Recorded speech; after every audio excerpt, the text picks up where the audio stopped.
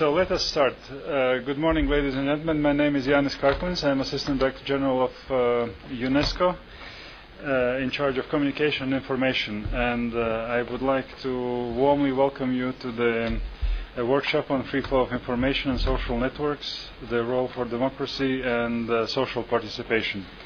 This workshop is co-organized by UNESCO, Asian Media Information and Communication Center, Council of Europe, and Article 19. We have for the moment 4 speakers on the panel, but if you would allow me to start with a few opening remarks on behalf of UNESCO. Since 2008 at Internet Governance Forum, we have been discussing and analyzing the potential and implications of social media. This issue is not new, and we're addressing it already for a number of years in a row. Previous discussions proved that social media have tremendous potential for the promotion of freedom of expression and political and social cohesion. Social media is a unique tool to foster all forms of human rights. The significant role of social media in the democratization process had been proven in recent social movements in North Africa. And we have witnessed that social media websites such as Facebook, Twitter are being widely used by activists and citizens to express opinions and relay information that is not always accessible through traditional media. It seems that the emergence of new technologies has formed a new arena for public debate and information sharing. The increasing popularity of social media also presents a new and innovative way to allocate talent, unite aspirations, spur immediate mass mobilization, and affect change on a grand scale. Strengthening the link between the Internet and social participation seems more and more an essential condition to ensure the vitality of democracy. Therefore, we focus this year's discussion on the role of social networks in promoting democracy and social participation, and explore how to strengthen the role by fostering free flow of information on the Internet. As a firm believer in a multi-stakeholder approach, we have broad panelists representing governments, policymakers, industry, and civil society to engage and exchange their positions and experiences. While we applaud for social media potentials, UNESCO is concerned about the global tendency where more and more control and regulation, in one way or another, have been applied in many countries. It has been revealed by UNESCO's recent publication titled Freedom of Connection, Freedom of Expression, the changing legal and regulatory ecology shaping the Internet. Internet freedom is not the inevitable byproduct of tremendous technical progress, and it must be guarded by wise legal and regulatory measures. How best to protect freedom of expression and free flow of information without infringing on other rights? UNESCO has taken initiatives to sensitize and assist its member states to ensure that all legislation, including any regulatory framework of ICTs, is conducive to Internet freedom. We have just initiated a global survey on Internet privacy to track an expanded range of policies and regulatory issues regarding Internet. This survey will be made public when it's ready, most probably by next year's IGF. We should have taken this opportunity to exchange ideas on complex policies and regulatory issues of the Internet. In this regard, we have invited Mr. Frank LaRue, the UN Rapporteur of Freedom of Expression, and Ms. Alexandra Pierucci from the Council of Europe to share their expertise on these issues. We also have panelists from different parts of the world. We're still hoping to see among us Mr. Amr Gareba from Egypt, Ms. Grace Gitaiga from Kenya, And we have with us Mr. Ang Pen Hua from Singapore and Ambassador David Gross from United States of America. In the preparation for this workshop, speakers were asked to share their thoughts on the following questions: how to reinforce the democratic participation via social networks, how to strengthen democratic processes that have occurred in the cyberspace after the crisis and make the transition a participatory process, and how to best protect freedom of expression and free flow of information without compromising other rights. With these introductory remarks, now let me turn to our speakers, and they will make their presentations not longer than maybe 8 to 10 minutes max, that we have sufficient time for dialogue discussions at the end of these presentations. So let me now turn to Frank Larue, UN Special Rapporteur on Freedom of Expression. Frank is a lawyer and current director of the Central American Institute of Social Democracy Studies in Guatemala. He holds degree of law from University of San Carlos, Guatemala, and postgraduate degree of U.S. Foreign Policy from Johns Hopkins University. He also is a professor of human rights at the University of Rafael Lavender de Guatemala. Frank has worked extensively on human rights issues and as founding member and director of Center for Legal Human Rights Action, has been involved in presenting the first Guatemalan human rights case before the Inter-American Court of Human Rights. Mr. Larue also brought the first case of genocide against the military dictatorship in Guatemala. As a human rights activist, he has been nominated for the Nobel Peace Prize in 2004. Has previously served as a presidential commissioner for human rights in Guatemala, the human rights advisor to Minister of Foreign Affairs of Guatemala, president of governing board of Demos, and consultant of Office of High Commissioner for Human Rights. Frank is serving as a UN Special Rapporteur on promotion and protection of human rights and freedom of expression, freedom of opinion and expression since August 2008, and recently has been extended in this position for another 3 years. Frank, the floor is yours. Thank you very much, Yanis. Pleasure to be here, and I thank Unesco for organizing this panel and this invitation.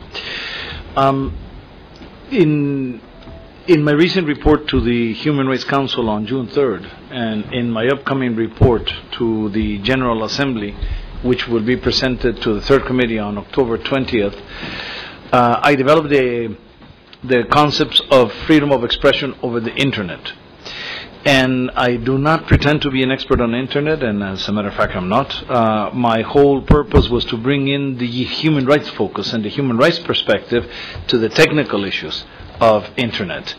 I believe that every time we've had a technological leap, the world goes into a better possibility of guaranteeing freedom of expression, but at the same time it provokes fear in political leaders and governments, and inevitably it also provokes a sense of need of these governments to censor and to monitor and limit this freedom. From the printing press of Gutenberg to Bell's telephones, or when Marconi discovered the radio frequencies, there was always this debate. It is famous, the debates when television were reaching households in a more economic way, that everyone was talking about a cultural invasion and the harm the television would do to family values and to culture. Many years later, we have seen that this is not the case, and that we're actually digitalizing the service of television and have leaped into other technologies, cellular, mobile, telephone, or now the Internet technologies of communication. What does the Internet bring of new to the freedom of expression world? In many of the issues of the past, it was a unidimensional form of communication. You would communicate in one direction, whether it was broadcasting or publishing a newspaper or a book. What Internet has that is very attractive is that it brought an interactive form of communication where any citizen can communicate with the world in real time and can actually receive a response, can have a dialogue, can have a chat room, or can organize a response. I always tell the story that when I left my own country, Guatemala, for exile for a few years, there was a huge massacre in one of the highlands in Panzos, and it took us 3 days to find out what had happened in Guatemala City, and it took us a week to get the news out to the world. Today, this was in 1978, May 78. Today, anything that happens in the most remote rural village can actually be known by the world if there is someone there with a mobile phone that can tweet out the information, or they can take a photograph and then upload it and send it to someone that can use the net. I think this is very important because now the world has a faster means of communication. When the Constitution of Unesco was drafted 2 years before the Universal Declaration, it was established as an institution to support peace and to build peace in the world by facilitating the free flow of ideas. And I love this which is the name of this panel. But facilitating the free flow of ideas is precisely that, of not only building technologies and new technologies and enhancing the research for that, but also of building the regulatory norms, the legal framework, and the human rights approach to make that free flow really and truly free. And here's where in my report, but especially to the General Assembly, I approach Internet from the point of view of access. Access to content freely and access to infrastructure. The reason why I do this, access to content, is obvious. We want this free flow to express the views, the culture, the values, or the opinions of any individual around the world. And the general principle that I apply to Internet is that it has to be as open as possible. Internet works because precisely it is an open space. In Spanish, we would say it's a plaza pública. It's a public park. It's a public space where people communicate in any way. And this is its value, and the value of the speed in which it can be done.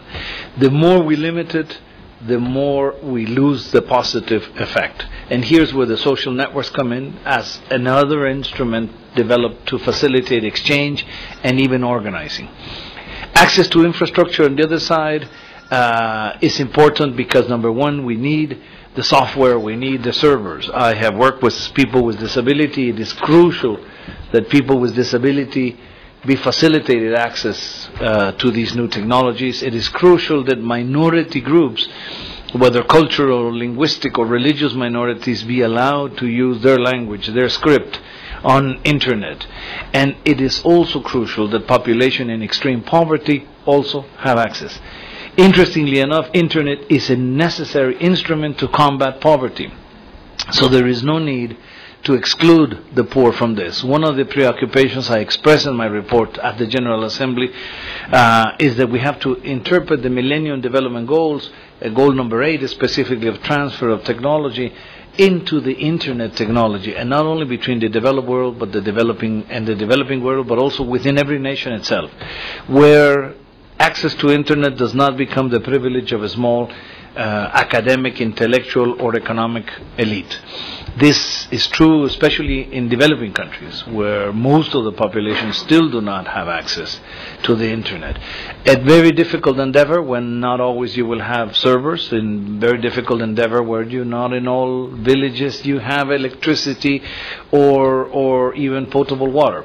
I did a series of regional consultations, and my consultation in Africa, which was in Johannesburg in October last year, was interesting because most of the solutions that Africa was seeking in the sub-Saharan Africa was through the mobile cellular technology, the idea of either messaging services or even accessing Internet through mobile phones. But there's always a possibility of finding technical solutions for this gap, but trying to form a specific solution. Today, in the events of the north of Africa, Tunisia and Egypt, have proven to us that internet is precisely the instrument that young people need to guarantee their citizen participation, their political participation, to which they have the right, to exercising their freedom of expression and opinion through the internet. But internet also served them to exercise their freedom of association and to organize, and also their freedom of assembly and peaceful mobilization. And they were able to mobilize and eventually to overthrow governments that had consolidated themselves illegally in power for over 30 years. So one has to see internet as linked intrinsically to freedom of expression, a specific, and not only to the one dimension of expressing, but to the access of information, whether it be education, research, or access to public information, transparency, to which all states have an obligation. But at the same time, we have to see internet linked to the right to education, the right to free association and assembly, and specifically the right to development. There won't be the possibility of exercising the right to development. So I finish with the word of alarm. There are pitfalls, and it is clear that some people are worried about the rise in hate speech or the electronic bullying in schools. Yes, internet does have its dangers. One could never say it's free of danger. And there are specific prohibitions in human rights standards, which I mentioned in the report to the General Assembly, and you can see them there. But these prohibitions have to be seen as the exception. It is legitimate to have national security laws and to protect the country against terrorism, and terrorism is a real danger, I believe so. But it's also important to make the anti-terrorism legislation as clear, precise as possible, so it not be abused by those in power to silence criticism, to silence dissent, or to silence the opposition, the democratic opposition. And this is what we're finding, that more and more anti-terrorism legislation, national security or protection of cultural rights, protection of religion, is being used as an excuse to censor criticism and to censor opinions. And this is what's non-acceptable. We still have to believe that freedom of opinion in general, but specifically applied to internet, has to be that free flow of ideas. And I do propose in this report, and I am trying to engage everyone in a process of decriminalization of freedom of expression. There's more and more use of the crime of defamation, which should be decriminalized and should become a civil action. And there's more, not only the traditional legal forms of penal law, but there's new forms being created. In my own country, they created the crime of financial panic. Anyone who over the net provokes fear about the banking system or on a bank in particular may be liable on this crime. Since when do we not allow banks to be criticized? If there would have been more criticism of the banking system, we wouldn't be in the world financial mess we are today. In Mexico, in Zacatecas, in the state of Zacatecas, they just passed a state law. This is only a state law, not a federal law yet, but it sets a bad example. The crime of promoting gossip, of gossip promotion as a crime. This is absurd.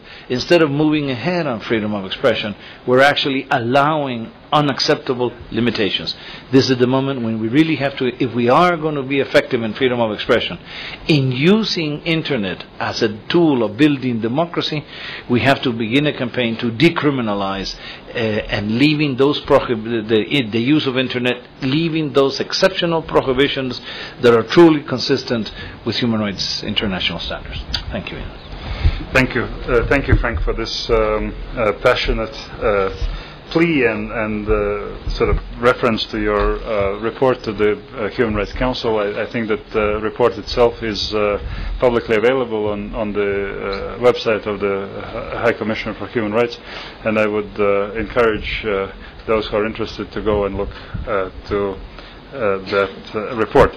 So now I would like to invite Ambassador David Gross, partner at Billy Rain and the chair of USCIB, the ICT committee, to take the floor. Ambassador Gross is one of the world's foremost experts on international communications, having addressed the United Nations General Assembly and led more U.S. delegations to major international telecommunications conferences that anyone in modern history. So you see how it goes. So I can assure you, Ambassador Gross was also head of a U.S. delegation to the World Summit on Information Society, where we had the privilege to work together. Drawing on his more than 25 years of experience as a global policymaker and corporate executive, he assists U.S. companies seeking to enter and expand international businesses, as well as non-U.S. companies and organizations seeking to invest in, monitor, and understand the United States market. Ambassador Gross advises foreign companies and other institutions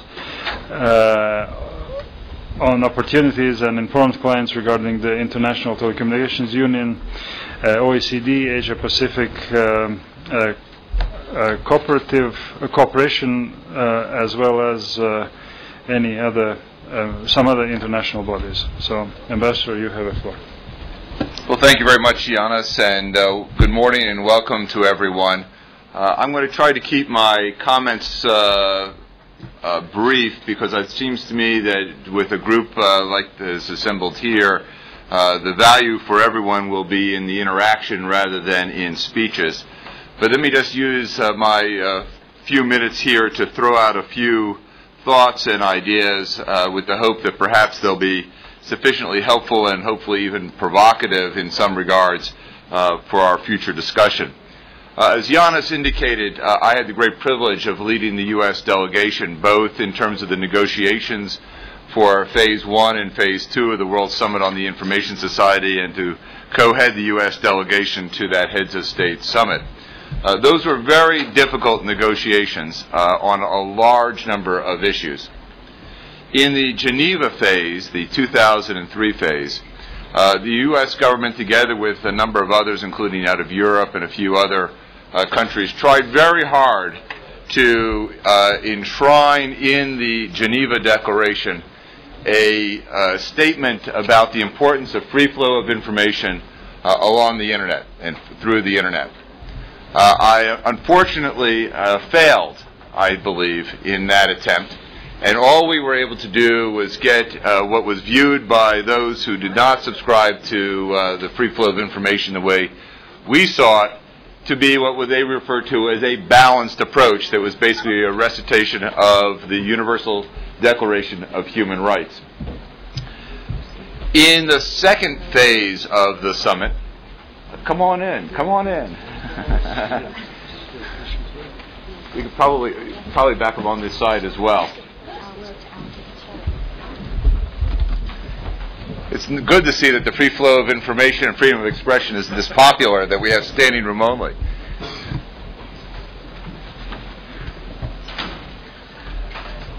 So for the second phase of the summit, which was, as many of you know, the Tunis phase of the summit, there was a tremendous amount of focus on the issue of Internet governance and the like. But I was very, very pleased, and if you were to ask me what was probably the most significant, in my mind, accomplishments of the Tunis agenda, it actually had nothing to do with Internet governance. I was very pleased about the fact that we created the Internet Governance Forum, which I think has proven itself to be extraordinarily important and valuable. But there is a sentence in paragraph 42 of the Tunis agenda that is the thing that I think I am perhaps proudest of, and in some respects most surprised that we were able to accomplish. And I will read to you that sentence because it's extraordinary in the fact that it is not qualified. It says in paragraph 42 of the Tunis agenda, "We reaffirm our commitment to the freedom to seek, receive, impart, and use information, in particular for the creation, accumulation, and dissemination of knowledge," period. No qualifications, no on the other hand. It's a flat statement that, in theory, all governments of the world at the highest political levels have endorsed.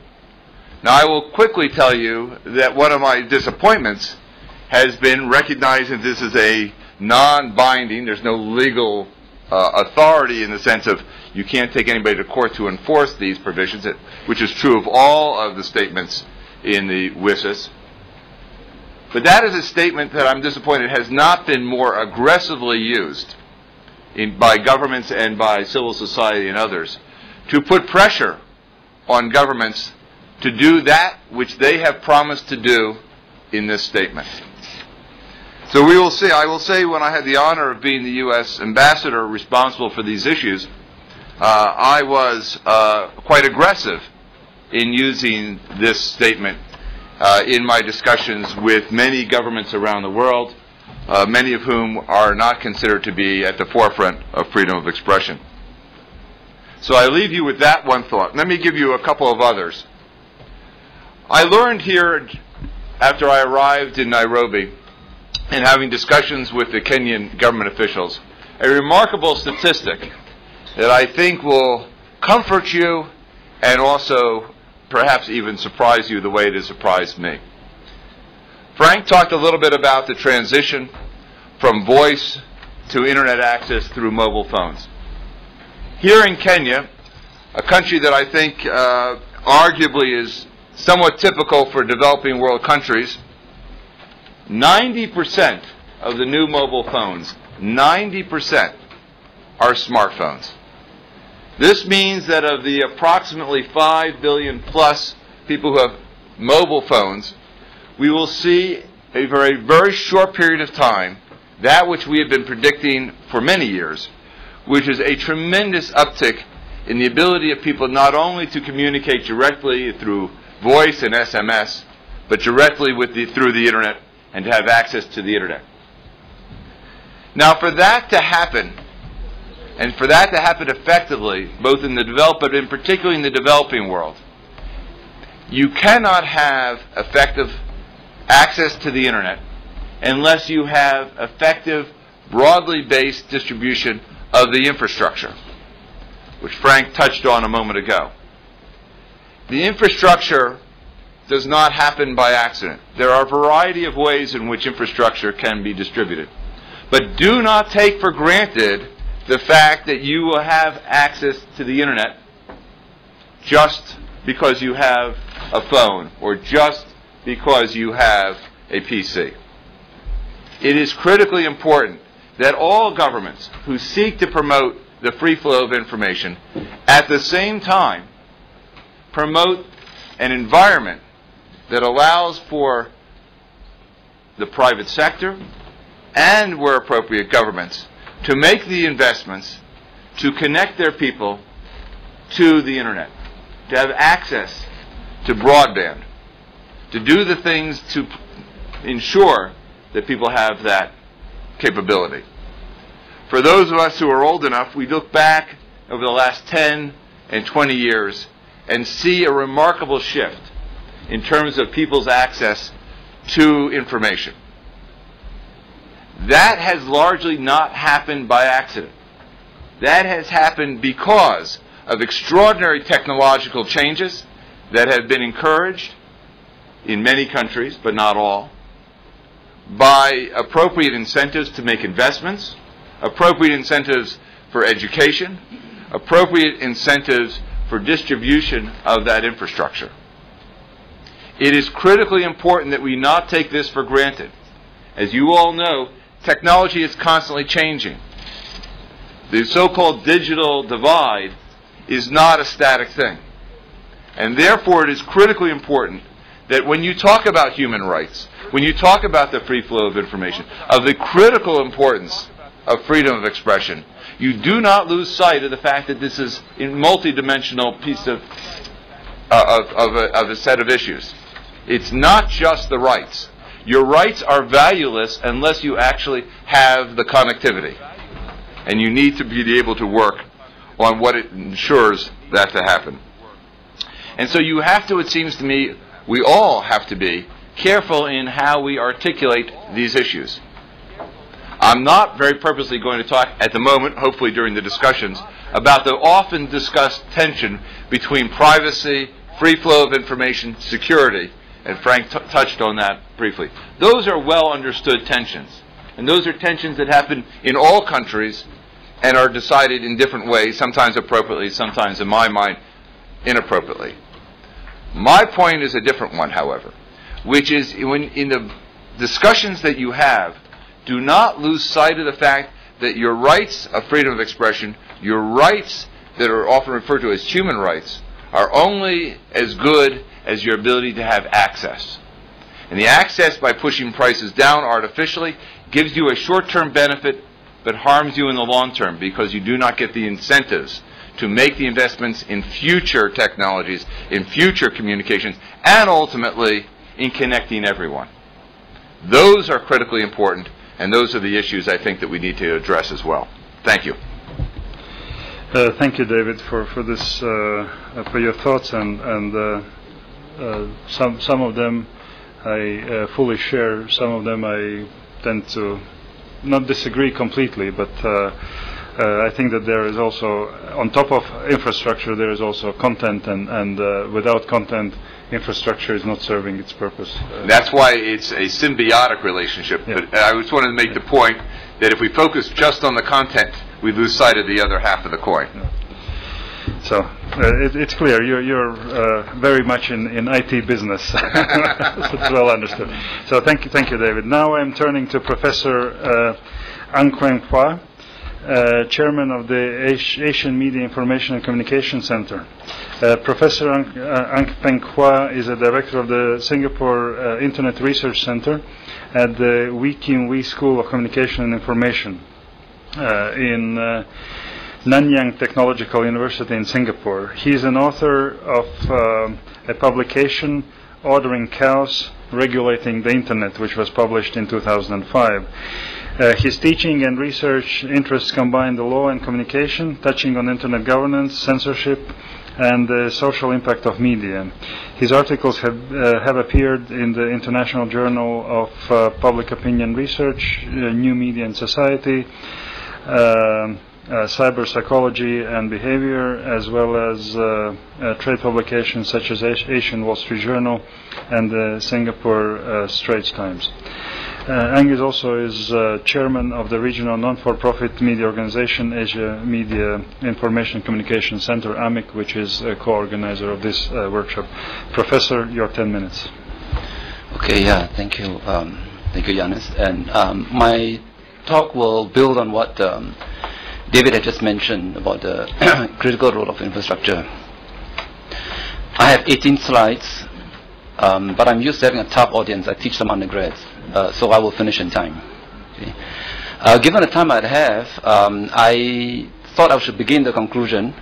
So in conclusion, my conclusion is that I do not expect any well-informed government these days to cut communication links totally. So I'll show you why this happens, and I think, and it's a but, if you see, which is sort of faint, and the but will be built upon at the end. My exhibit 1 is a research project that I did regarding Nepal way back in 2007. Nepal had this highway of death where people were killed because the mobile phones were used to activate bombs on the roads. I went to my friend. You shouldn't try this yourself. He's in good contacts with everybody, so it's safe to go with him. And I was trying to understand what happened in Nepal when they cut the mobile phone for 88 days.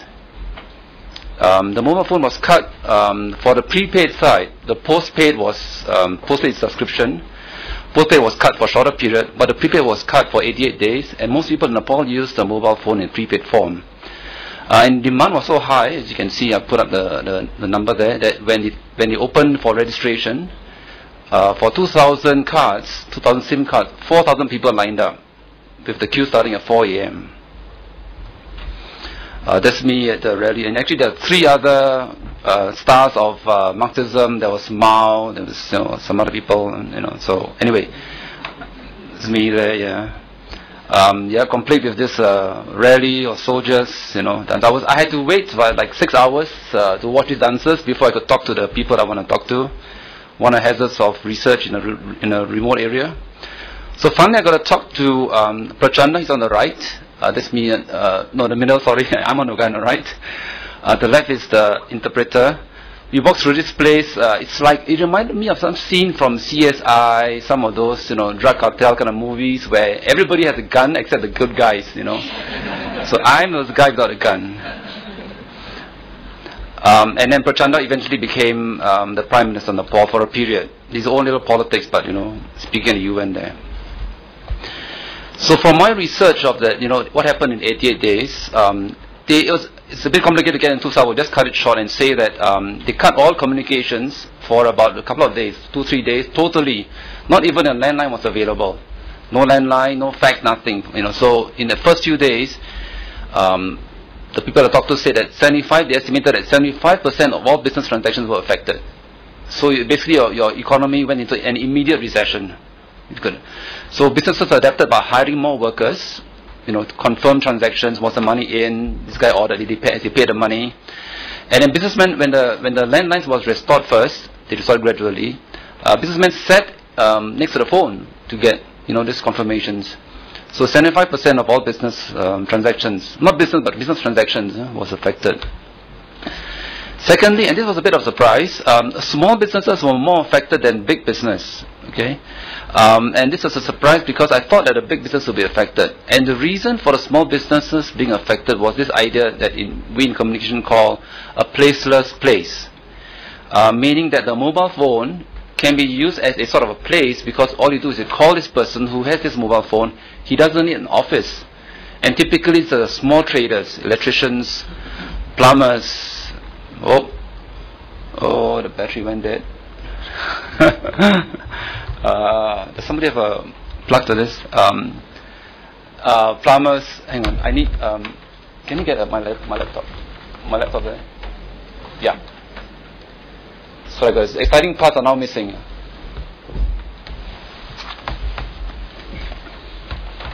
I think we went out of juice here.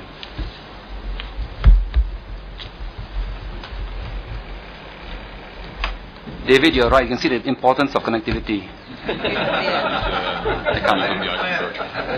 can't. It's a different adapter, yeah. For the Mac, it can't work, yeah. I was saying that businesses, small businesses were affected. So electricians, plumbers, transport operators, home delivery service. The small guys were actually affected more. Tourism took a big knock. The hotel, the stadium was supposed to be like a 5-star, but there were just 2 of us on the entire floor. Newspapers were thinner. Journalists couldn't file stories.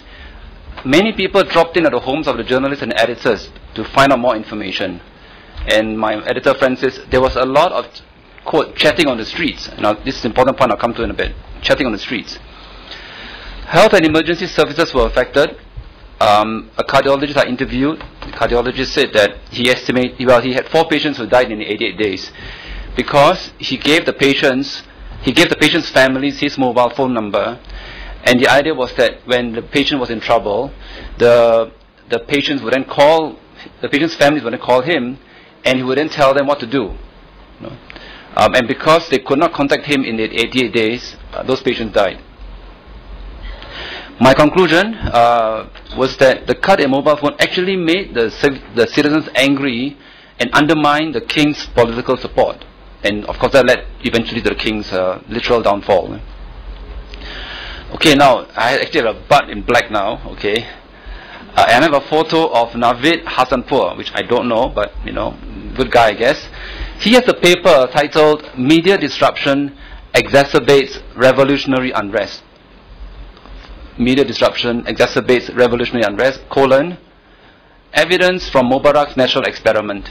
This is a report that came out in the New York Times quite recently. And his point is that when you cut the media, you actually made the unrest worse. Okay, so when talking about Tunisia, for example, cutting it totally makes it worse.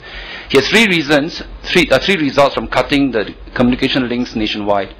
First, those who were apolitical became politicized for the first time because a mobile phone, which is actually a form of social network, if you think about it. I mean, I know that we subscribe to this service, but if you cut a mobile phone, you're cutting off the links to your friends. So you're cutting off a social network. And then people become aware that, oh boy, this issue is affecting me for the first time. Before that, these guys were demonstrating, there's them and there's me, and now I'm part of them as well. So those who are apoliticized became politicized for the first time. Secondly, people go onto the streets to find out news, find out information, and to look for people because you cannot call him, so you can find him. So there were more people actually out on the streets. So look at the protest became bigger. Actually, it wasn't, but they're out on the street looking for information, looking for people.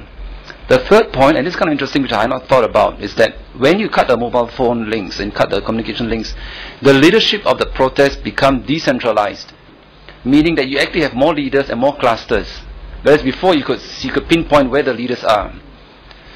So, for those three reasons, and then for the reasons I mentioned earlier, I don't see governments being aware, being so unaware that they'll cut the communication links totally. Now, this answer is that to minimize the protest, the way to do it, and he's coming from a sort of engineering technical point of view, his answer is to make the system unreliable. Your SMS may arrive in 1 minute, may arrive in 15 minutes, may arrive in 5 minutes. You don't know when it might arrive. So you cannot coordinate so easily your activities. So that's kind of interesting sort of technical answer. My response is that there are times when some controls may be justified. I think we talked about security, terrorism, maybe justified in times of riots. And I was going to show some pictures of Google search of, the London riots. So imagine London riots up there. Okay.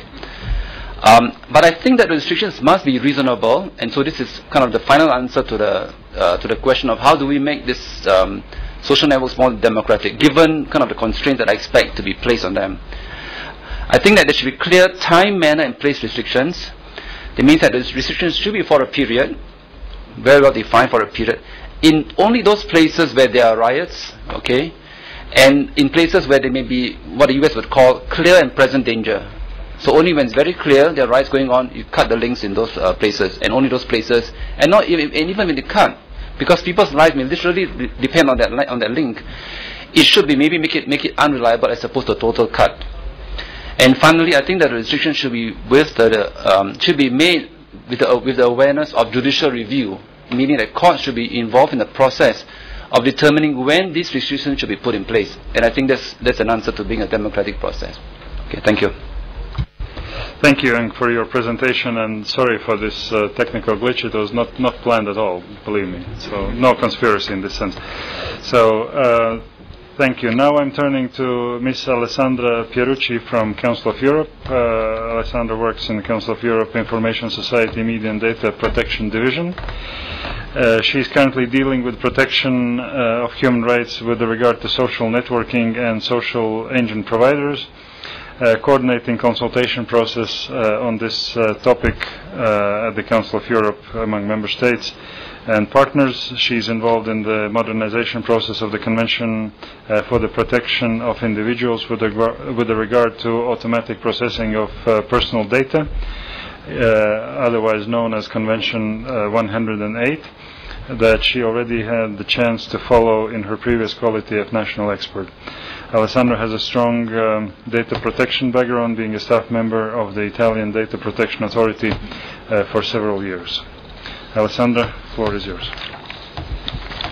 Thank you very much. It is a pleasure for me to have the possibility to participate in this very interesting workshop. In a human rights perspective, which is the one I intended to refer to, being here as a representative of the Council of Europe, I first of all want to emphasize once again the prominent role of social networking services in democratic participation.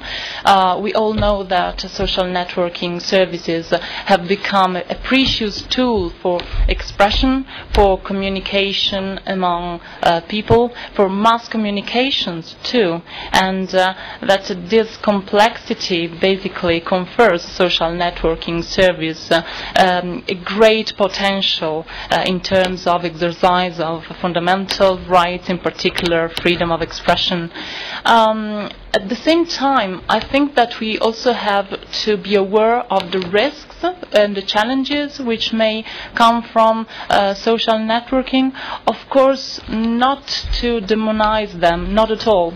On the contrary, to be aware of those risks, to deal with them, and to enhance freedom of expression.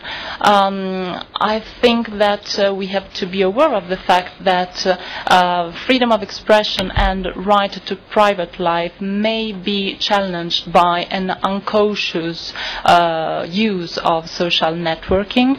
I'm just trying to give you a very first list of possible challenges we can find on social networking. For instance, the exclusion of users without having the possibility for the users to object to such exclusion and even to know the reasons of this exclusion. The lack of transparency regarding the processing of users and I would say also non-users' personal data. The lack of privacy default settings and insufficient protection of minors and vulnerable groups may be considered as another important challenge. Having said that, I would like also to give you possible answers about the tools we may use to answer to these challenges in the Council of Europe perspective, and also to answer to one of the questions that has been raised in this seminar: how to strengthen democracy, participation, democratic participation via social networking. This question has been thoroughly considered by the Council of Europe, which is currently working on a draft recommendation on the protection of freedom of expression and the right to private life in the field of social networking. The Council of Europe is actually working also on a similar draft recommendation on the protection of fundamental rights, so freedom of expression, right to information and right to private life, also with regard to search engines. The draft recommendation was actually submitted to consultation within stakeholders concerned, in particular private stakeholders and the civil society.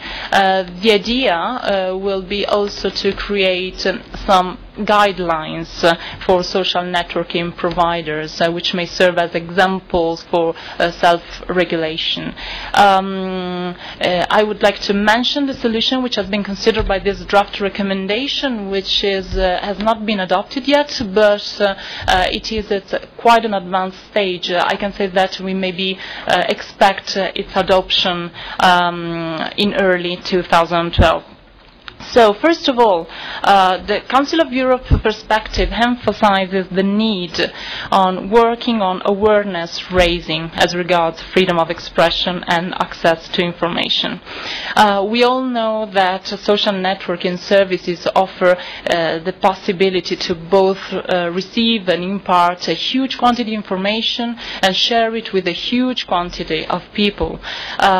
We also know that through the indexability of information through search engines, the access to such information become basically unlimited, both in terms geographically and in time terms. So this is why, first of all, users have to be able to feel confident that the information they share will be processed appropriately. They also have to be aware of the fact that whether this information has a public or private character, and they also have to be aware of the consequences once they decide to make the information on social networking public. This is particularly true for minors, both for teenagers who we know have great skills in using such tools as social networking, at the same time not really being aware of the risks they may incur. It is highly important to foster initiatives, awareness initiatives for parents and teachers to supplement the information provided by the social networking services. The draft recommendation on social networking also takes into account the protection of children, which is a very crucial and difficult issue, and it goes, I think, up to the point to the third question that has been raised in the seminar, namely how to protect freedom of expression and in a fair balance with other fundamental rights. We all know that freedom of expression covers the freedom to impart and receive any kind of information, maybe the shocking, even offensive information. And since social networking services are very often used by minors, there is a problem. There are reasons for protecting children because of the inherent vulnerability that their age implies. But the Council of Europe perspective is the following, that this kind of protection does not entail an obligation on social networking services to control or to supervise the content uploaded by its users. So it is important that in this context parents play a primary role in working with children to ensure that they're using the services in an appropriate manner. Age verification is also very often described as a possible solution for protecting children from output that may be harmful to them. At present, we have to say that there is not a single technical solution with regard to online age verification that does not infringe on other human rights and which does not facilitate age falsification. So this is why we should develop probably further tools to and examine whether other specific measures would help to prevent cyberbullying or cyber grooming. We may think about, for instance, that law enforcement bodies and social networking services may cooperate together, promoting qualified initiatives such as hotlines, without, of course, bypassing the procedural safeguards required under Article 8 and Article 10 of the Convention on Human Rights, respectively, with regard to right to private life and freedom of expression. We also have to be aware of the fact that we have to guarantee that blocking and filtering are introduced by the state only if conditions of Article 10 of the European Convention on Human Rights are fulfilled, which means that we should refrain from the general blocking of offensive or harmful content for users who are not part of the groups for which a filter has been activated to protect. Again, probably encouraging social networking services to offer transparent, voluntary, individual filter mechanism may be enough to protect these groups. Finally, least but not last, the opposite, privacy. We all know that people are probably not aware of the fact that although we may have the impression that when we use the social networking is like speaking among friends, it's not really the case, because we may publish information about ourselves and about other people which may be collected by unwanted observers. Think about, for instance, employers, future employers, or insurance companies, which may gain something from the information we naively publish.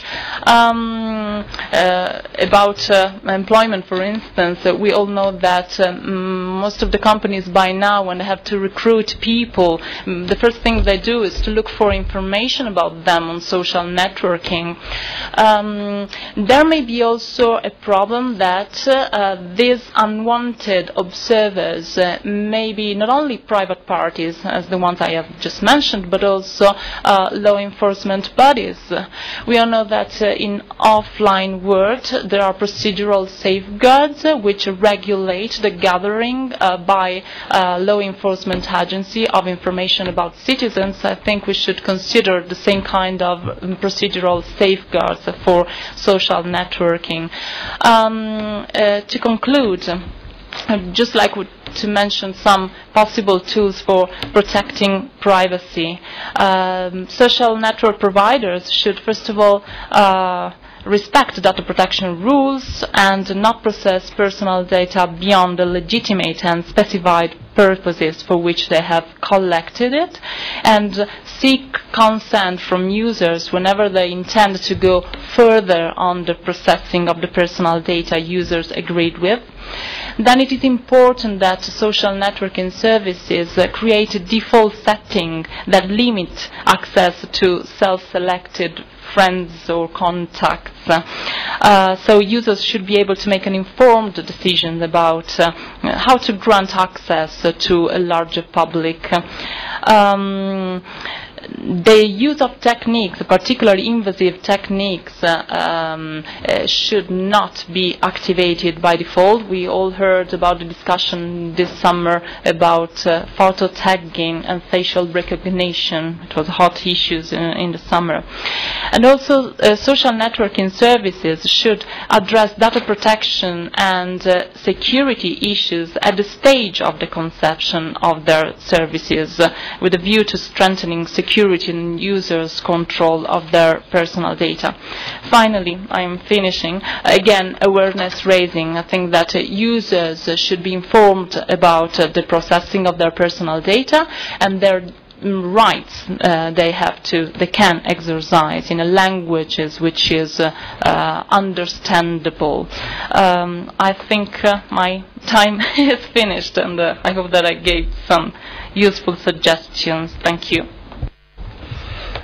Thank you, Alessandra, for your presentation and suggestions you gave. So now I'm turning to Mr. Amr Garbeya. Amr is a blogger and human rights activist within the Egyptian Initiative for Human Rights.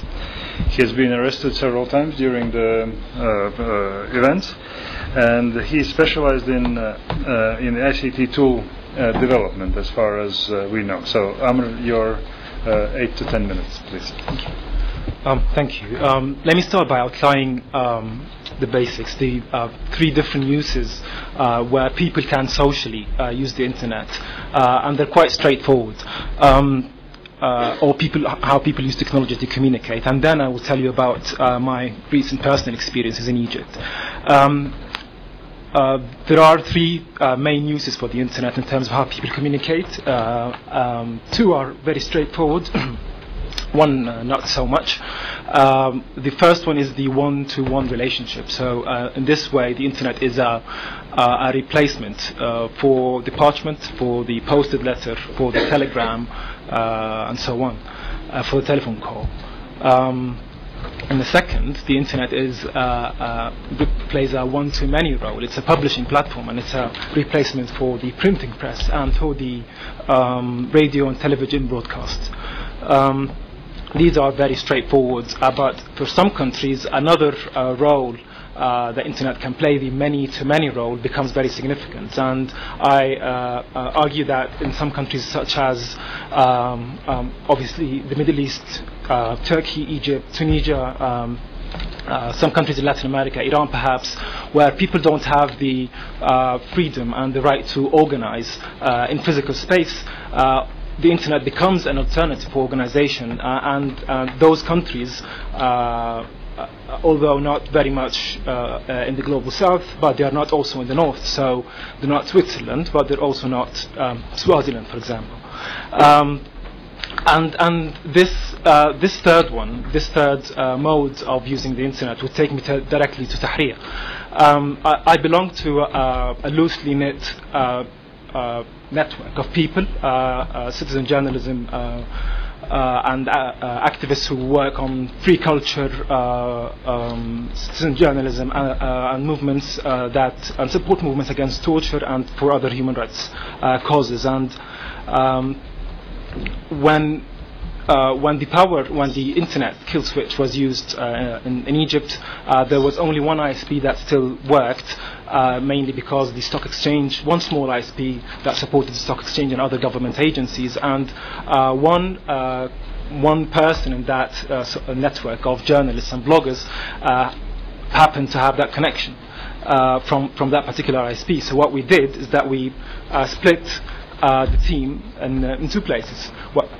We pitched a tent in Tahrir, and we had a banner saying that we collect material.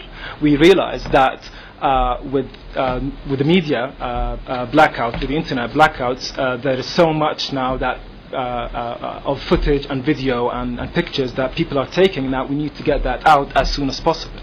So we had that banner, and I had this laptop, and I collected material from people's phones and camcorders, and then we put that material, 60 gigabytes to begin with, on a flash disk, and we handed that in person to Al Jazeera. So we've done some IP personally to Al Jazeera and to BBC, or we actually walked across the Nile to that place where there was still internet connection, and we uploaded the material, and that made me realize that tools like YouTube.com and Facebook.com and Twitter.com, these are not social networks. These are social tools. We are the social networks. It's about the people, and we can use those tools to connect, to find each other. But once humans, being humans, once are connected, it's very difficult to break that connection. So if the internet kill switch is used, people would do different things. They would still find ways to communicate, and if the internet as a publishing platform, as an information for relaying, as a platform for relaying information is not there, people will drop leaflets in the street. They would do whatever it takes. All this has happened with tools that are not designed, not geared towards social change. In the early days of social networking, Ethan Zuckerman of the Berkman Center used something, and he called it the cute cat theorem. And the cute cat theorem states that builders of those tools use them for purposes, and the people hack them. They find completely different uses for those tools, particularly in the global south. So while Twitter, for example, was conceived with the notion that people might use it to complain about the traffic or in Paris, or the subway in Tokyo, people in Egypt have used it to coordinate actions on the ground, on the streets. Facebook was designed primarily for teenage high school students to tag each other and to put pictures and poke each other. But in reality, it was the prototype of the wave of protest and uprising that we've seen was tried by Facebook in Egypt on the 6th of April 2008, when there was a massive call for a general strike. Now, imagine what will happen when the social tools are actually geared towards social change. When people can identify tasks and resources and allocate them and follow up and coordinate, talking to each other and doing things together, and people can co-author together. This is a development that's happening right now, and probably will happen more in the open sourced side of software, where we are beginning to see services where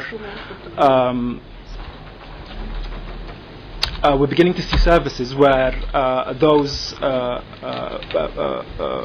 social networks that are decentralized, that are hosted and open sourced, working in a federated way. So not only hosted within one by one owner. They are just like email. Everyone has an email everywhere, and they speak together. Makes it less prone to blocking, to filtering, and also nobody will see the big picture. Now, this is all on the content layer, the superstructure.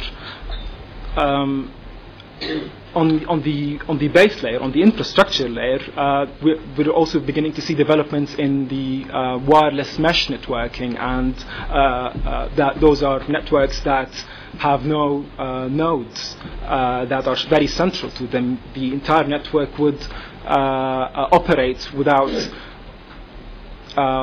a central company or a central government that is taking care of the work underneath. And this is happening even cross borders. We are beginning to see in the Balkans, for example, where obviously the borders are very close and people live very close together. We're beginning to see transnational federated social networking, transnational infrastructure. And this makes it very relevant to my case, because it then becomes trivial if someone uses the internet kill switch, because then people would still be able to communicate although not not in the same capacity or with the same speed, but then communication would still happen and people would still find ways to relay information. The only alternative authoritative regimes can resort to is to actually use the power kill switch instead of the internet kill switch. But then I guess people will be able to put up solar panels, won't they? Thank you very much. So thank you, Amr, for sharing your personal experience and also reminding that at the end the Facebook and Twitter is just a tool. The humans always remain the social at the center of social networking at the end. So now I'm turning to to Miss Grace Gitega. She's associate in Kenya ICT Action Network, Kiktanet. Grace is also affiliated with Media Empowerment and Democracy in East Africa research program. She is the immediate former president of the African chapter of the World Association of Community Broadcasters, otherwise known as AMARC, and a former director of Echo News Africa.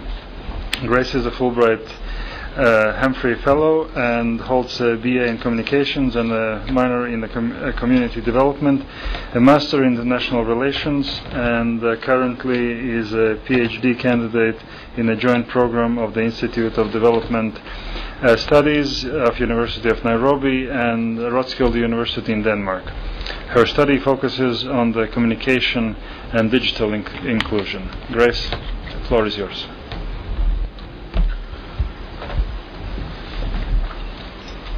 I guess being the last speaker, you have a disadvantage of everybody having said everything. So I guess I'll have to be skipping some of my slides. But let me say that when I was asked to make this presentation, I also thought, looking at the role of social media in democracy, in participation. I was thinking, yes, we have very good examples from Egypt, from Tunisia. But since I had the opportunity then to give national perspective or regional perspective, I decided I'm just going to speak what we in Kenya and in Uganda have been doing using social media. I think it's also time we need to get ourselves, getting some presence online. Now, just like a point of departure, I think we are seeing a lot of people participating in social media because, the internet does lower barrier to entry in contrast to traditional media. So, there are no restrictions and it allows a lot of people to get there. And this is just a pointer to say that adoption of internet in this region is happening a lot through the cell phone.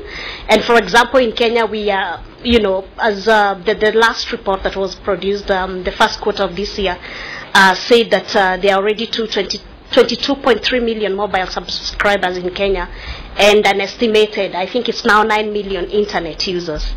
A lot of them, 99% of internet traffic in Kenya is through mobile operators, mainly through the phone.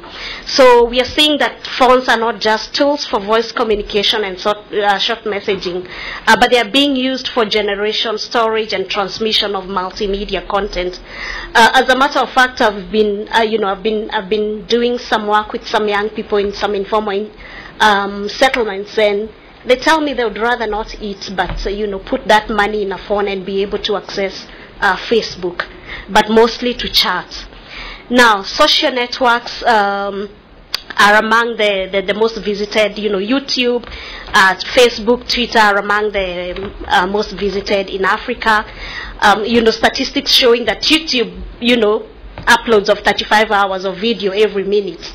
That tells you that even if we were to combine all our television stations today, I'm not sure they would be able to produce this amount of footage, say, even for half a day. So social networks in this region are primarily being used for personal communication and self-expression.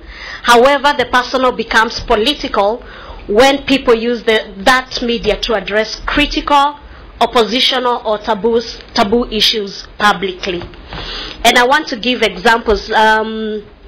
In Ugandan elections, citizens were able to share observations by sending text messages. They could also access information from a variety of sources via UgandaWatch2011.org. Reports included election progress reports, both success and abuses, as well as questions. The messages, of course, due to issues of integrity, they had to be reviewed and validated by a team of trained reviewers. The president of Uganda was also not left behind.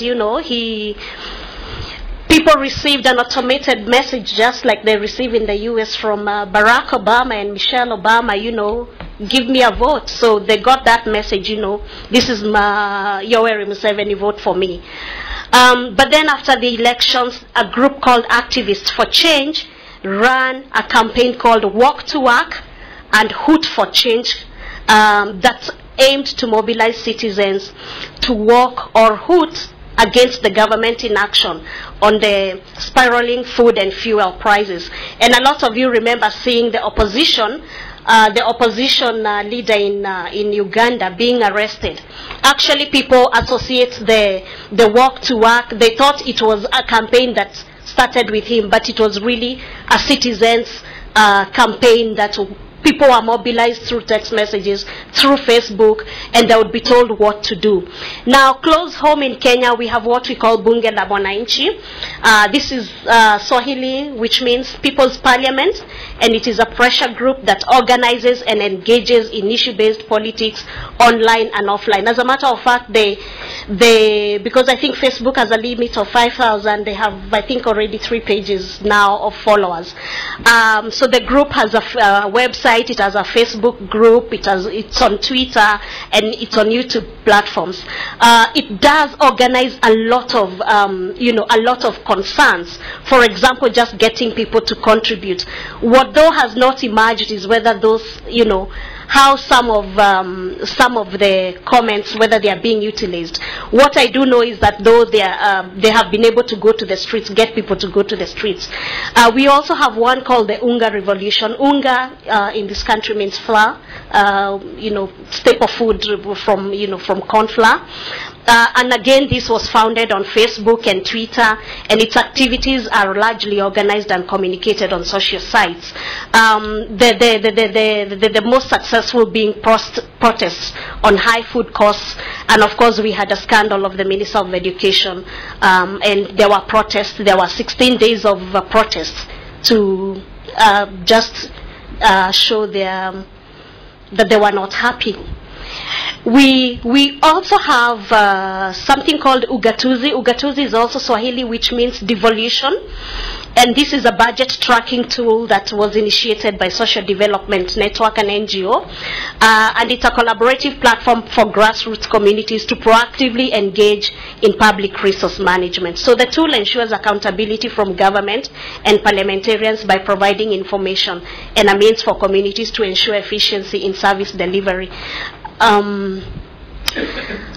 Again, politicians are also not being left behind in use of Facebook. During 2011 Kenya's budget process, the Minister of Finance got over 3,000 messages on Facebook. He has a Facebook page, and Twitter on budget ideas. And one of the things he pointed out is that his followers told him he must do some cost cutting. One of which is to walk from his office to Parliament. And to, during the budget process in this country, there's usually, it's a jamboree, people who have been working on the budget have a special van to take them to Parliament. And after that, there's a huge ceremony, there's a cocktail, but this time none of that happened. And he actually, attributed that. At Kictanet, the network that I'm associated with, we always conduct policy debates on various issues, and recently we had a huge campaign to market our permanent, not really market, but have our permanent secretary in the Ministry of Information articulate, it's over, it's gone,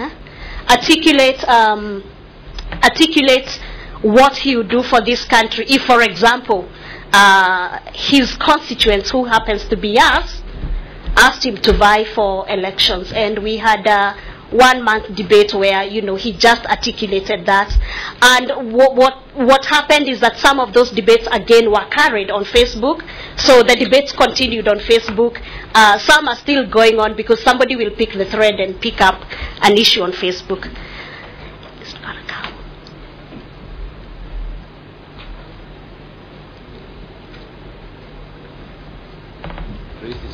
Democratic, regardless of race. Okay. It's just that I just wanted to give that.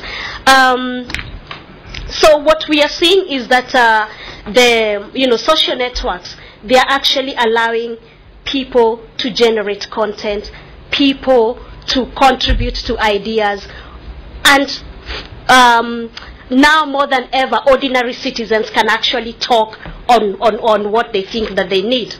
However, there are concerns that are emerging out of that. One was raised by the earlier speaker about privacy and security of people communicating online. There's also the fact that governments now are learning, when we have these successful debates online, they are learning now. I am sure they're not sleeping, but they're just thinking on how to start monitoring this. So there's surveillance now. We do know that they can actually hack into your email or your text messages. So we are making governments more conscious of the fact that they can monitor us. Oh, it's back.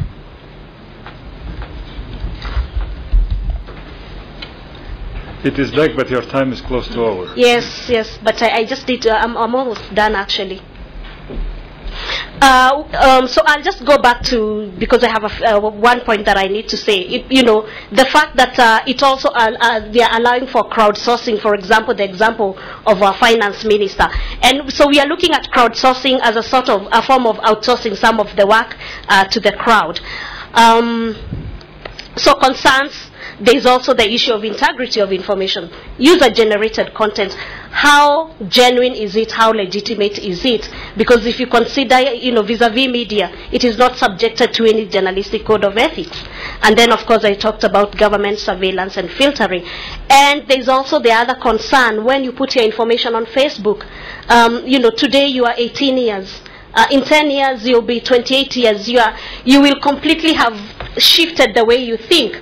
Will that information still be available? Because you might, let me just make an example and say, you might be a party person now, but in 10 years, you are born again, and that part of your life you don't want, you don't want to remember about it. Will that information be there? And I think that's a concern. But in conclusion, I just want to say that they are catalyzing civic participation. Thank you. Thank you, Grace. I hope that Amr will never regret this part of his life after 10 years. Thank you, speakers. Now we have maybe another 10-15 minutes for exchange, since we started a little bit late. And what will be the rules? Please ask your questions or make your comments briefly. Introduce yourself at the beginning. We also have a remote participation possibility, and if there will be some questions or information from remote participants, they will be given priority. So now I have one request, please. Go ahead. Good morning, my name is Alon Bar. I'm a consultant working on internet governance issues. Thank you all for your great introductions. It was extremely valuable. I have a question for Mr. Larue. You've rightly noted that there are certain exceptions to the freedom of expression in international human rights law, and that they can be, and that freedom of expression can be limited in exceptional circumstances. Some human rights organizations have responded disappointedly to an aspect of your report in which you did not rule out filtering as an option to implement such limitations. Now, others have suggested to then remove content at the source, which in my view also brings about extremely problematic consequence for the freedom of expression. So I was just wondering what your views are on how to implement, if indeed such circumstances may be legitimate, how to implement such limitations? Thank you. Thank you. First of all, we have said time and again, and this, I remember this was part of a debate in the last IGF, that we don't need a set of new principles and rules on human rights for Internet. We're basically applying the same set of principles and rules that we have, Articles 19 and 20 of the ICCPR and all other relevant Internet.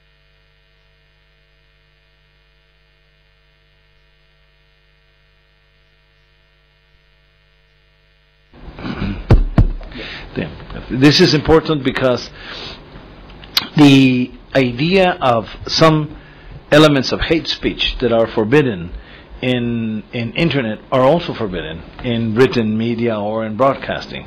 So I think we should think of it as implementing the same form of mechanisms. Basically, some of them do become criminal liability and should be applied afterwards. I don't envision the idea of prior censorship, but eventually some governments do have, in moments of crisis, the possibility of monitoring some of the services because of precisely that moment of crisis. You have basically, in terms of limitations, the same standards that are applied always are applied here for Internet, that all limitations should be established by law. As I said at the beginning, should be the exception and not the rule. The rule should be the openness. And I say it today for Internet, but this was the same thing for broadcasting or for written expression or for artistic expression. So I think the openness is the general rule. Limitations have to be established by law, very clear, unambiguous law. This law has to be drafted in the protection of other rights, and it has to be very clear that they are necessary for the protection of other rights, and they have to be proportional and in the way of implementing to that protection of other rights. So I think that there's many other smaller issues that were in my last year's report, not this year's, last year's reports to the Council, to make limitations as clearly defined as possible.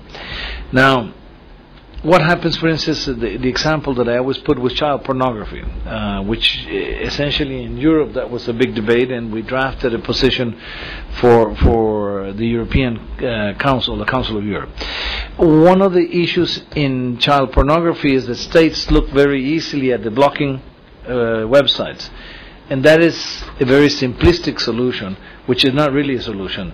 The right that we're trying to defend is the protection of children, and child prostitution goes within the boundaries of the optional protocol that deals with not only child prostitution but not only child pornography but also child prostitution and child trafficking.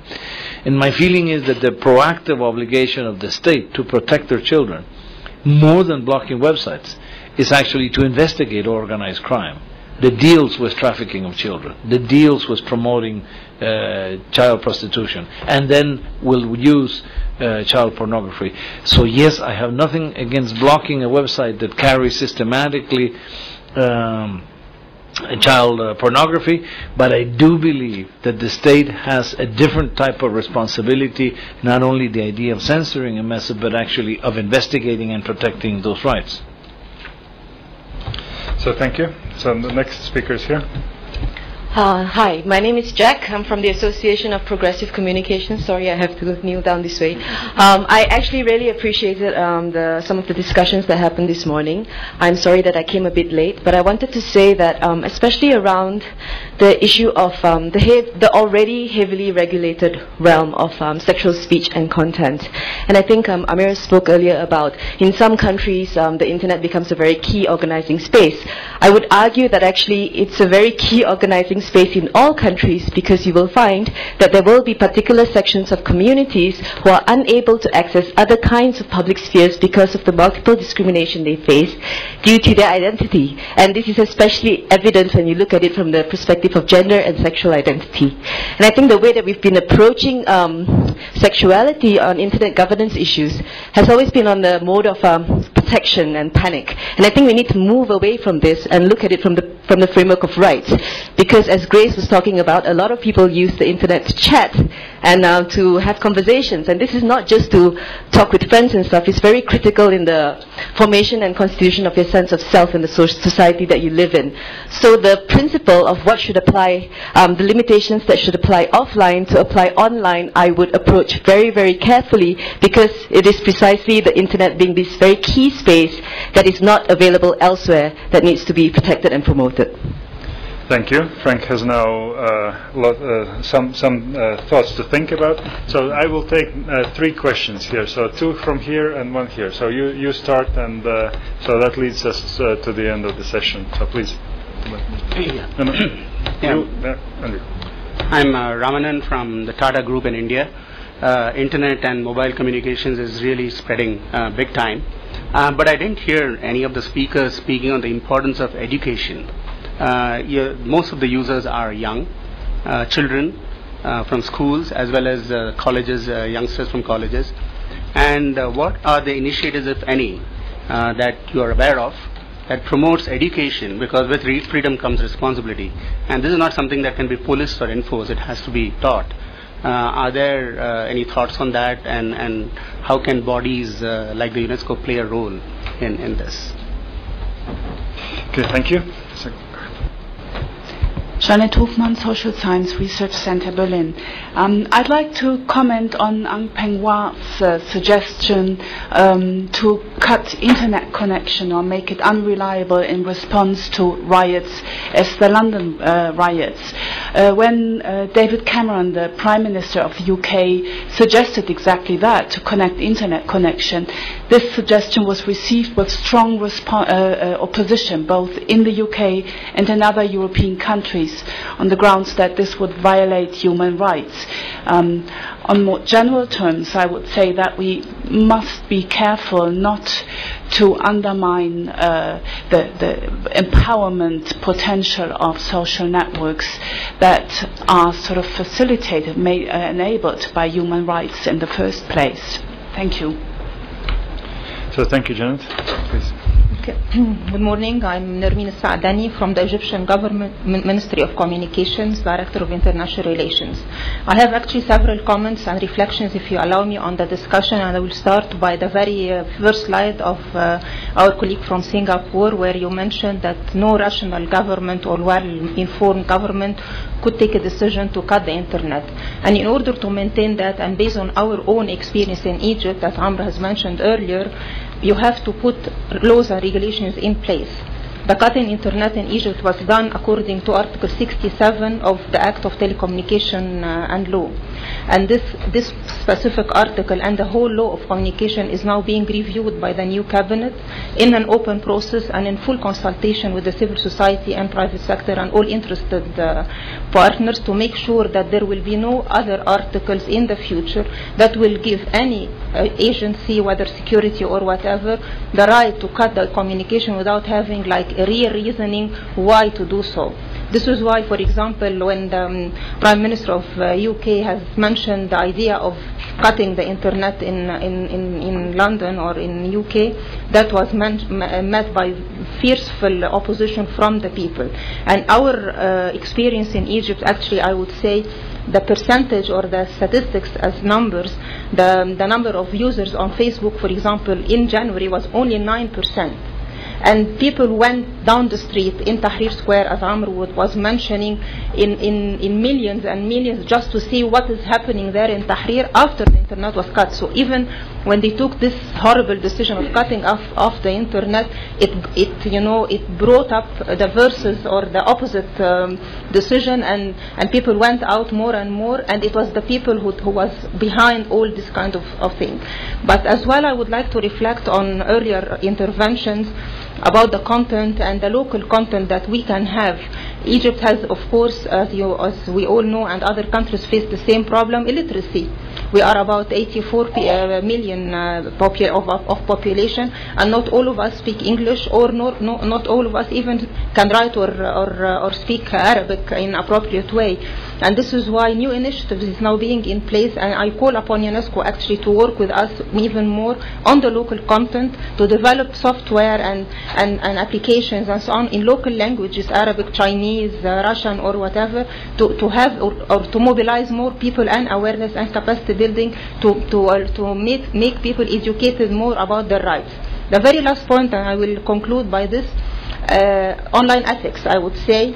What is right to have online, and it's not violation of anyone's right, neither on the curtailing of freedom of expression or flow of information, and the ethics to maintain the stability and national security of a country, for example. This is, I know, a very big question, and I just will end my intervention with it. Thank you. So thank you. And thank you for telling us the developments in Egypt after the social upheaval. I would like now to ask if there is any wish from panelists to take 30 seconds to intervene, or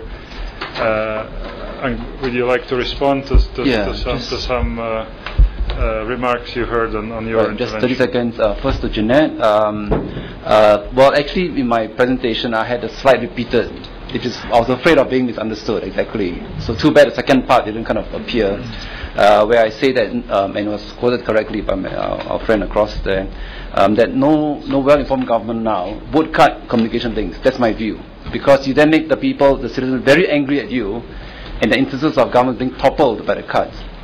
But the question then becomes, I think, in my view, how do you sort of handle this communication where it may be used for anti-social purposes? And I don't mean, hate speech even, but more like, riots, where there's clear harm to society. And so the research that I cited was to say that, based on sort of some technical game theory kind of models, that the way to do it is to make it unreliable, as opposed to not to have it at all. So that's kind of something I'm putting out. And my addition to that is that there should be judicial review, basically. That there must be somebody else to review the decision, so not so easily done as a total cut. So thank you. I will maybe very briefly answer a question from India on what UNESCO does with promotion of educational materials. So we do, and we work on a number of issues related to that. So first and foremost, we're trying to promote as much as we can quality content online, including education content, through developing open education resources and open education resource platforms and all this theory. We do it together with the Commonwealth of Learning and other interested organizations. We work on issues related to promotion of skills of teachers, ICT skills of teachers, and that is done through the setting up a ICT competency framework for teachers, which have been launched in 2004, and now many countries in the world follow that methodology in teachers training, because as I said yesterday in the ministerial meeting, in UNESCO's opinion, bringing computer in the class is not sufficient. You need to have a methodology, you need to have a training materials or teaching materials, and you need also to have skilled teachers of using those. But I would certainly take this conversation offline, and also you can come to the UNESCO Open Forum on September 30 at 2:30, where specific issues on UNESCO's activities will be discussed with the UNESCO staff present in the meeting. So now I'm giving 30 seconds to remaining panelists, and we'll start with Amber. Just very quickly to continue the update on the kill switch article in the Egyptian Telecom Law. The proposition from the government right now is that the kill switch can be used after the approval of the president and the head of the cabinet, the prime minister, which under some vaguely, also still vaguely defined conditions, which is not very different from what we have now or what we had. Effectively, I'm not very worried about using the kill switch again, obviously for very obvious reasons, but I feel like stressing that we have not seen the law so far. The process is not entirely inclusive, and our position as civil society is that the kill switch may be used, but except that in cases of announced emergency status in a limited time and space, and for particular clear reasons. So the kill switch article should not belong to a telecom act, should belong to an emergency status legislation, and this is the two positions that are existing now in Egypt. Thank you. Now, Frank, your 30 seconds. 30 seconds, very quickly. I would reiterate that I think freedom of expression and all human rights are reaffirmed on Internet. I don't think it's a different set of rights. Internet needs absolute freedom, but so does freedom of the press. And so does the art. So I don't think we're making a comparison. We're just implementing the freedom that everyone has to express, to seek and receive information, or to express their opinions in any way possible. In terms of the David Cameron example, it is my position. I've said it. I said it in Britain. I've said it publicly. That it's interesting because because there are riots in the streets, he automatically jumped to the conclusion that cutting off communication was the solution, when in reality it was more important to research what are the causes that were provoking the riots and what are the issues that the government could address. Never should the governments begin by cutting off communication and freedom of expression as the solution. They should find the problems. And finally, in my last seconds, the idea, Internet does pose some threats, and I have been called to attention by many people who are teachers on the question of bullying, and on a very personal level, even the social networks, what happens to children that are harassed for racial reasons, cultural reasons, linguistic reasons, or just because.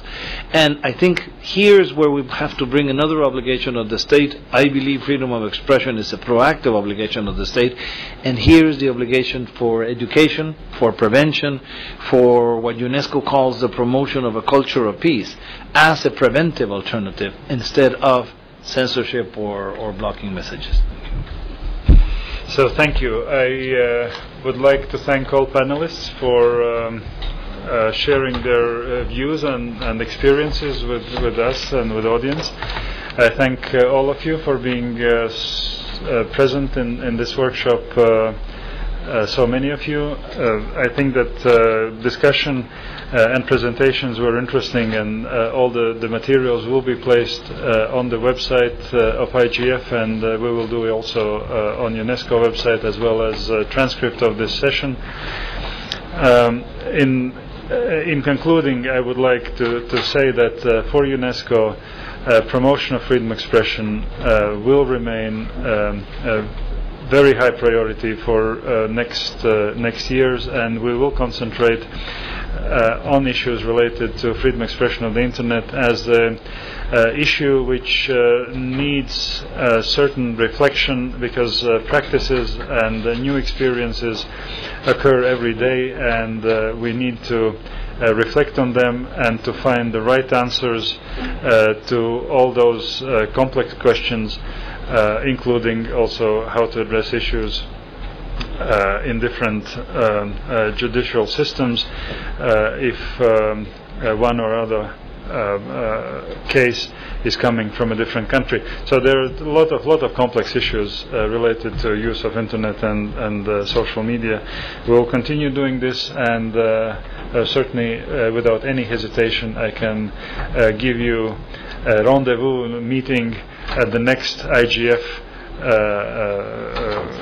2012 if that will be in Baku, if that will be elsewhere.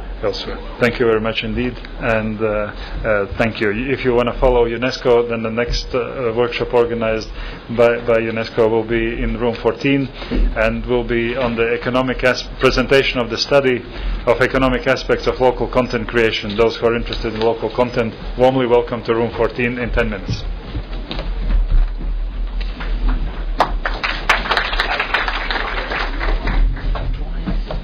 Told me that you're worried more about access to content than infrastructure. I think we have to have a balance. It doesn't, the best access to content in Europe is fine, but in third world countries, in developing countries, doesn't make sense. No. Thank you. I'm sorry, this is I have to go. So thank you very much. Thanks. Good to see you. Good to see you. Take care. Pleasure. Take care. I agree, but still, I mean, you cannot have infrastructure without content. No, both with the infrastructure. They're intertwined. Yeah, but we have to see them in a balance, in an equation. That I agree. Okay, good. Because oftentimes people don't like the economic side of it, on the access to infrastructure. Hi, my name is Ricardo from Colombia. I'm a student. Introduce myself. ¿Qué tal? Mucho gusto. Muy interesante. Muchas gracias por su presentación.